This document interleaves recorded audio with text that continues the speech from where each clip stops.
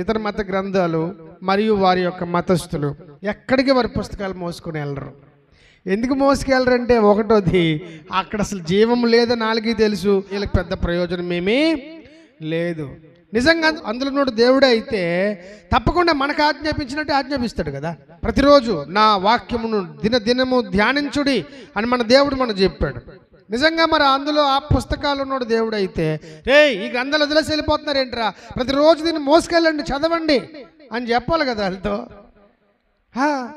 కానీ వాళ్ళు మోసుకెళ్ళట్లేదు, అవి అలాగే పడి ఉంటున్నాయి అంటే అర్థము అందులో జీవం లేదు. చాలామంది ఇతర మతస్థులకు అసలు వాళ్ళ పుస్తకాల కోసం కనీసం కూడా తెలియదండి. వాళ్ళ పుస్తకాలు ఎక్కడ దొరుకుతాయో కూడా వాళ్ళకి తెలియదు. వాళ్ళ పుస్తకాల్లో ఎన్ని పేజీ నంబర్లు వాళ్ళకి తెలియదు. అవును, వాళ్ళ పుస్తకాలు ఏ సబ్జెక్ట్ కోసం మాట్లాడుతున్నాయో కూడా తెలియదు. కానీ క్రైస్తవుడు తన పరిశుద్ధ గ్రంథం, తను మోస్తున్న బైబిల్ గ్రంథంలో ఎన్ని అధ్యాయాలు ఉంటాయో తెలుసు, ఎన్ని పేజీలు ఉంటాయో తెలుసు, ఏ పేజీ ఏ అధ్యాయము ఏం మాట్లాడుతుందో తెలుసు.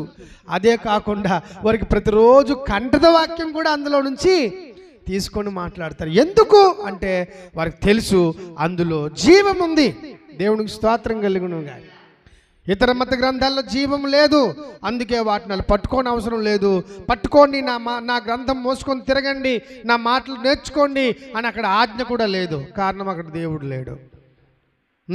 అవి ఒట్టి అక్షరాలే, అందులో చాలా కల్పితాలు ఉన్నాయి, అబద్ధాలు ఉన్నాయి. కాబట్టి ఎలాంటి ప్రాధాన్యతను కూడా వాటికి మనుషులు ఇవ్వరు.